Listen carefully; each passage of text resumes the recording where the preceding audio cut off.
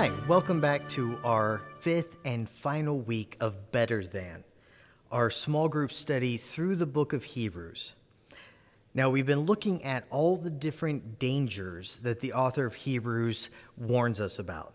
The danger of drifting, the danger of defecting, the danger of declining and failing to move on to maturity. Last week, we looked at the danger of despising the cross by refusing to live the kind of lifestyle that God calls us to. Today we're looking at the final danger found in Hebrews chapter 12. Go ahead and turn there, and we're going to look at the danger of denying Christ. Now, as you're turning there, one of the things that I have found very enjoyable lately is biking. I love it. More than any other exercise I've ever tried to do, running, weightlifting, swimming, biking is one that I actually truly enjoy. When you have a fairly flat stretch of land and you're going full bore out and the sun is shining and it's just cool enough, it's an amazing experience.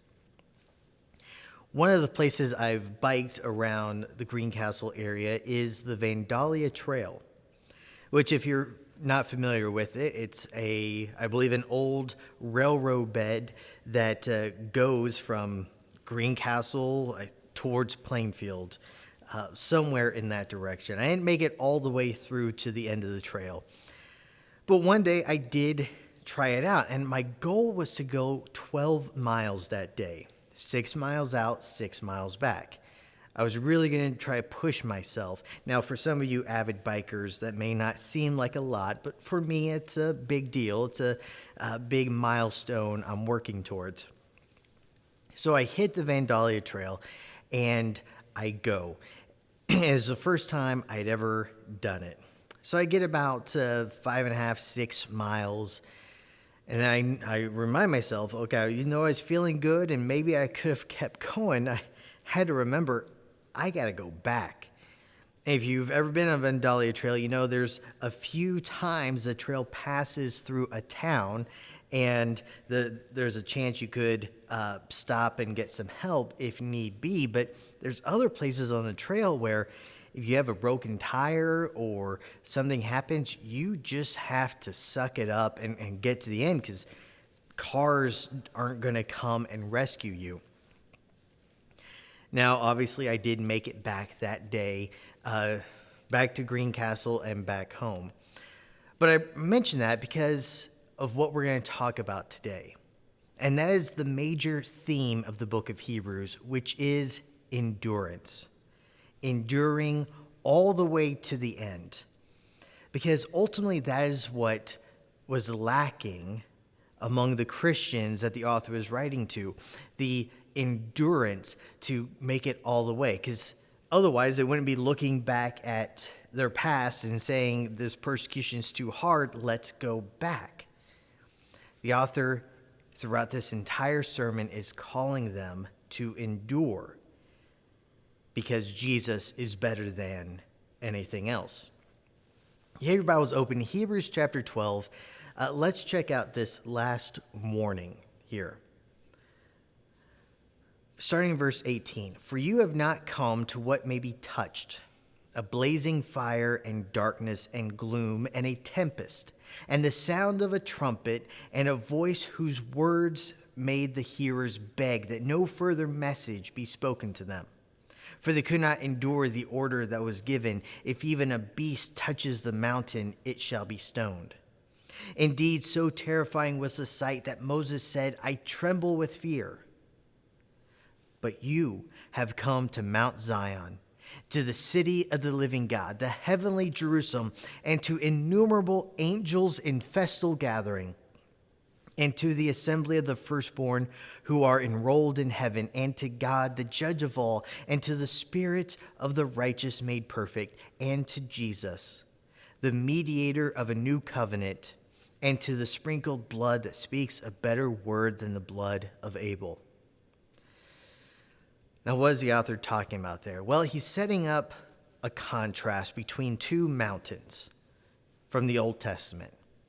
The first is Mount Sinai. Now, if you remember, throughout this series, the author has been referring back to the people of Israel, leaving Egypt, following Moses. Now, as God led the people through Moses out of Egypt across the Red Sea, the first stop is Mount Sinai. And there on that mountain, God reveals himself to the people in a cloud, in an earthquake, in fire and lightning. You can try to imagine the scene. There you are at the foot of this mountain, and up above is this swirling maelstrom, and from it speaks the voice of God. It's pretty scary. And the people were given a command that nobody can, except those who were permitted, could touch the mountain, lest they be stoned. Now, the author of Hebrews picks up this image of Mount Sinai, and he uses it to represent the Old Testament, the Jewish religion, and everything that entails: the Old Testament law, the Old Testament sacrifices, the Old Testament temple and priesthood. And the idea is that that is a religion based on fear. Do the right thing or get punished. Offer up the blood sacrifices so that you don't pay for your sin with your blood.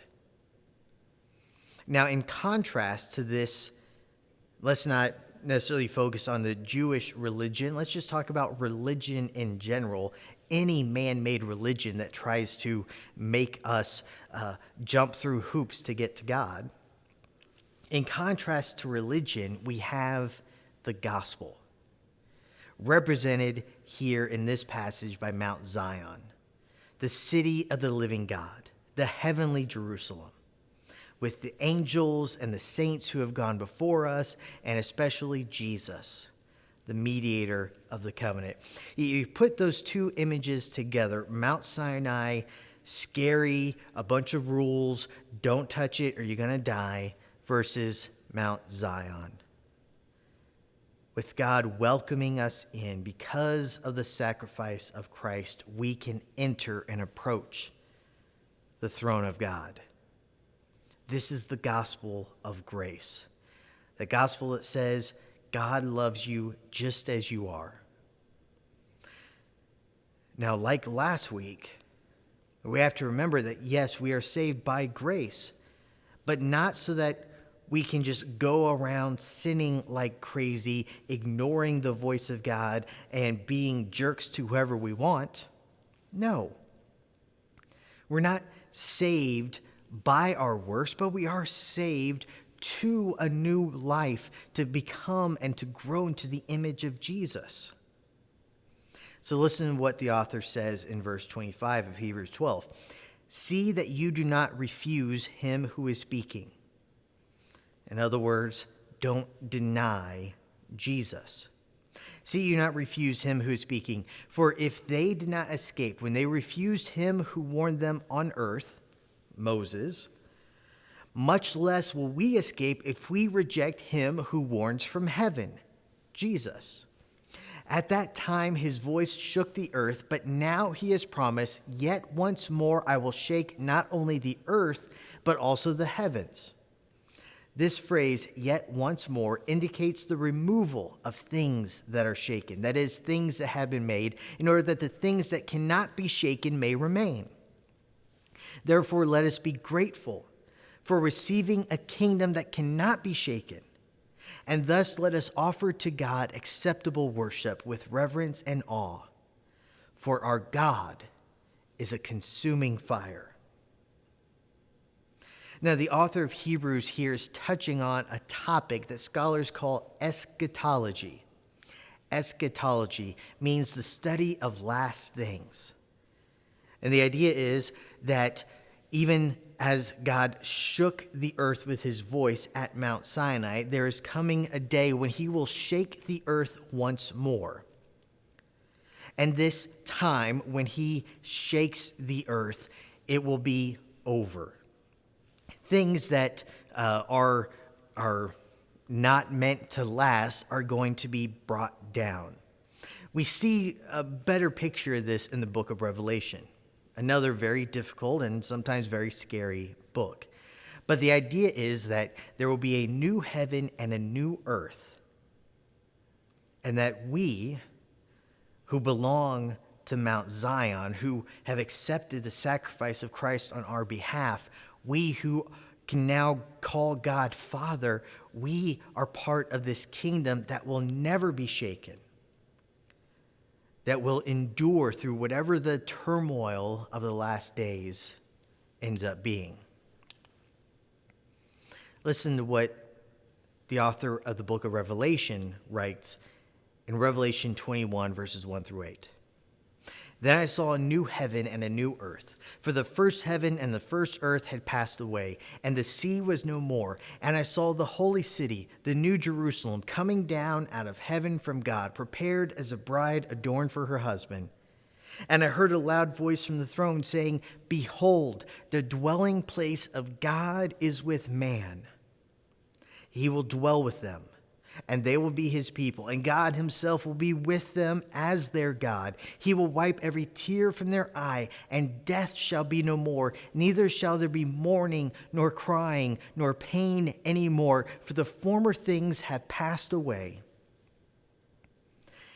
And he who was seated on the throne said, "Behold, I am making all things new." Also he said, "Write this down, for these words are trustworthy and true." And he said to me, "It is done. I am the Alpha and the Omega, the beginning and the end. To the thirsty I will give from the spring of water of life without payment. The one who conquers will have this heritage, and I will be his God, and he will be my son. But as for the cowardly, the faithless, the detestable, as for murderers, the sexually immoral, sorcerers, idolaters, and liars, their portion will be with the lake that burns with fire and sulfur, which is the second death." You see, there will come a day when all of this world will be undone.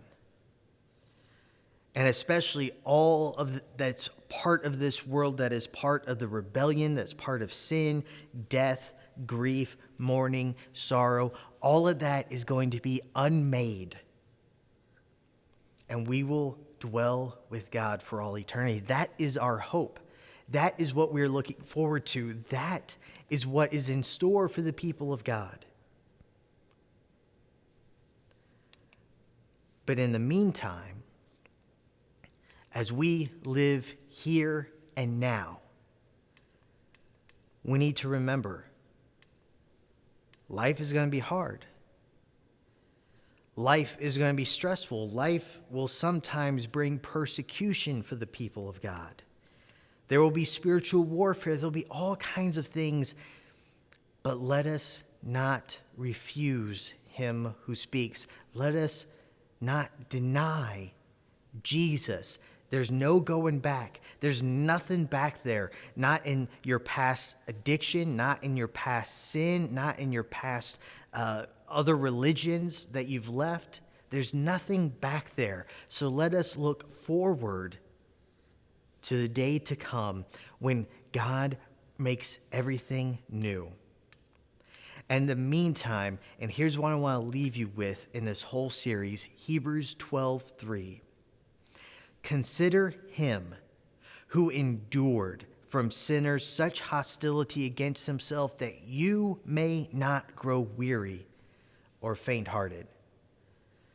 No matter what life throws at you, no matter how hard it gets, consider Jesus, who endured the cross, despising its shame, and sat down at the right hand of the Father. He is our example. He is our goal. Let us continue to look to him, not drifting away, not defecting and running away, not declining into infancy, but pressing on to maturity to be like Christ, not despising his sacrifice, but letting it motivate us to become more like him. That's the message of the book of Hebrews. Thank you for sticking with us through this study. And now I'm going to pass it back to your group leaders of final time in this study to discuss these powerful words from Hebrews chapter 12.